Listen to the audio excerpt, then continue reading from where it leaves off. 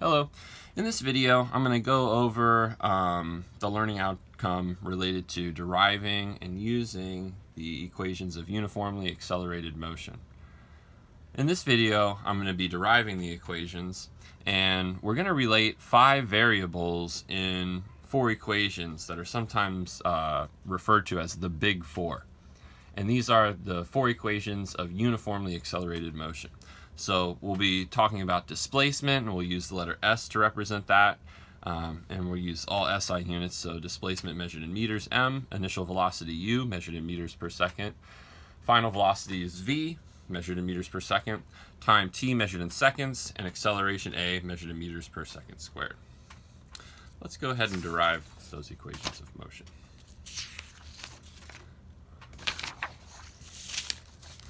In order to derive the equations of uniformly accelerated motion, we're going to start with a velocity time plot.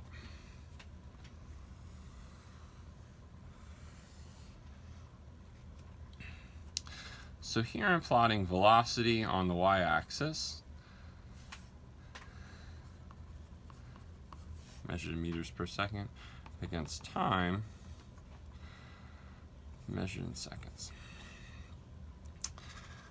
Let's consider a case where we begin with a non-zero velocity and we're going to uniformly increase our velocity to some value, and we'll call that final velocity v, as we described earlier, and the initial velocity, you may recall we used the letter u for that. So an object that increases its speed, its velocity from u to v over time t. One of the first things that we'll do with this is find the gradient of this plot. And so the slope of a velocity time graph gives acceleration.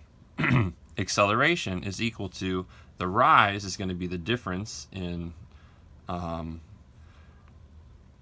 velocity from v to u, and so v minus u. And the run, if we begin at time 0, it runs from t, from 0 over to t, and so over t. And so acceleration is really the rate of change of velocity, and we can see that captured with this equation.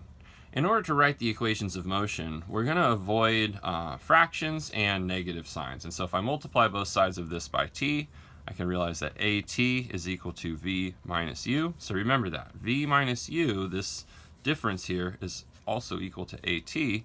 And then if we add u to both sides, we get our first equation of motion, v equals u plus at.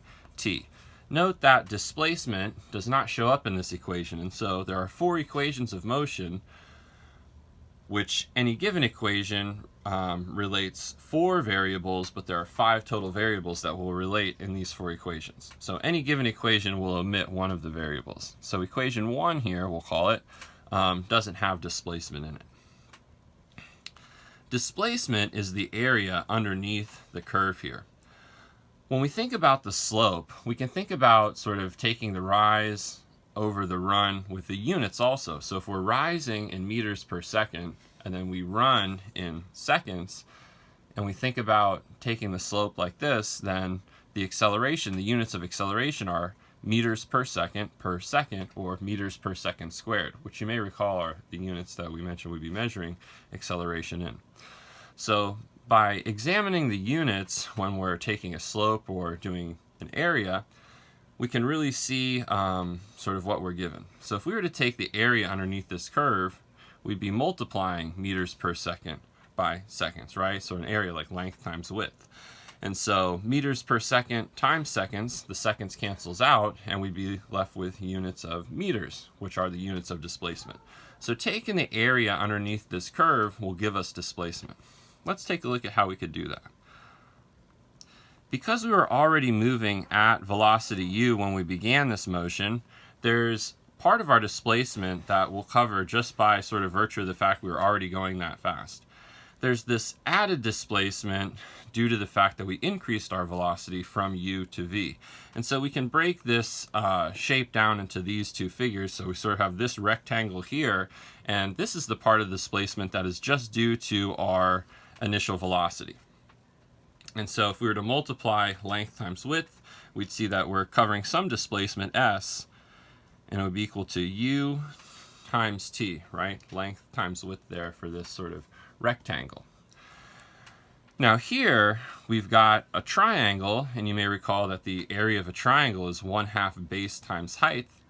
And let's write it like this. So there's sort of this added displacement, because some of our displacement, like I said, is just because we're already moving at speed u, but then we're going to cover even more ground by virtue of the fact that we were also speeding up during that time. Like if we didn't speed up at all, we would have covered this much space. And so this is just sort of distance equals rate times time. You might be familiar with that. Or just rewriting sort of the definition of velocity. Velocity is, displacement divided by time. And then if we solve that for displacement, we get this. And so here there's no accelerated motion, right? Like, so we're just going at this constant speed of u. Now we have this added displacement, which will be captured by the area underneath this curve here, this triangular portion of it. So it's 1/2 base times height. And the way I want to write the base here of this triangle is the way that we said. Remember, it's v minus u, so that's one way to think about this base. But remember that v minus u is equal to at. And so I'm going to write this as 1/2 the base at times the height of this triangle, which is t, right? So we go from 0 to t. So we have the displacement equal to 1/2 at times t, or 1/2 at squared. And so when we speed up from u to v, we're going to cover some ground, right? If our object is going at some non-zero velocity, and then it speeds up, even faster, we're going to cover some ground there, some displacement.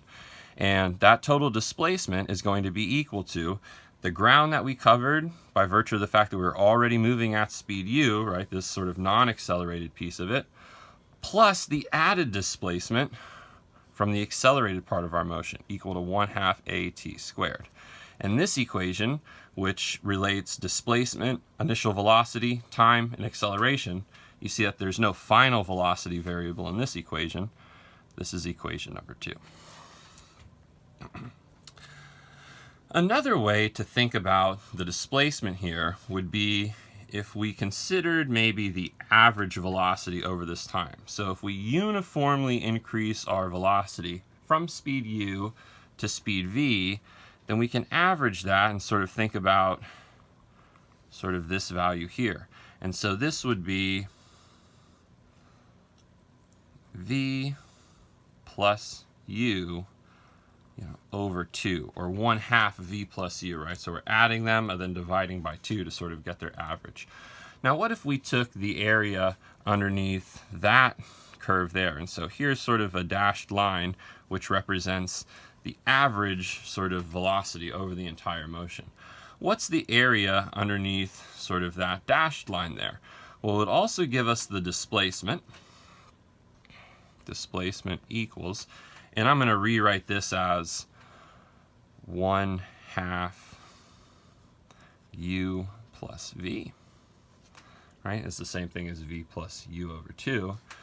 And then so that's the length times the width, which again is t. So 1/2 u plus vt is another way to solve for the displacement of an object undergoing uniform acceleration, where we're just sort of thinking about this idea of like the average velocity over the motion. And so this one doesn't include acceleration. It contains the variables displacement, initial velocity, final velocity, and time. And we'll call that one there equation number 3. For equation number 4, we want to make a substitution into this equation and sort of eliminate the time variable. And so if we rewrite the definition of acceleration up here to solve this for time, well, what would that give us? We can sort of think about it like this. If at equals v minus u, then I could divide each side of this equation here by a and isolate t. And so what would that look like? So this here is the same thing as t being equal to v minus u over a, right? Let's substitute that in for t in equation 3.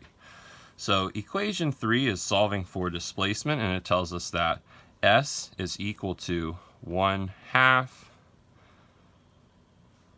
u plus v times t, but t is the same thing as v minus u over a.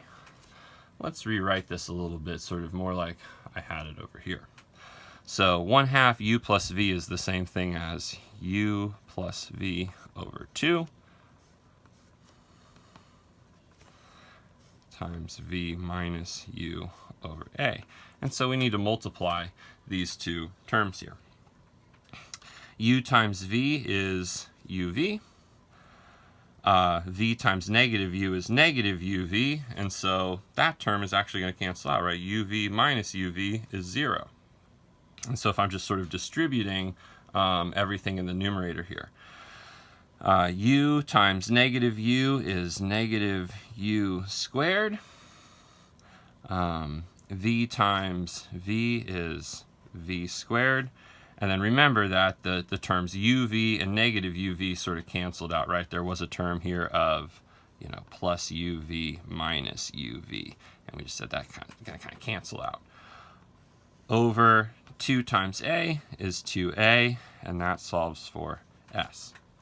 Now remember what we said up here. We didn't want the fraction, we didn't want the negative sign, and so let's rewrite this. If we multiply both sides by 2a, we can get, I'm going to sort of show this down here, we get 2as equal to v squared minus u squared. Sort of rewriting that. And now I can add u squared to both sides to get the final equation, v squared equals u squared plus 2as. And we can call that one equation 4. And so this one doesn't include the variable time because remember we substituted for time back up here. And so those are your 4 equations of uniformly accelerated motion.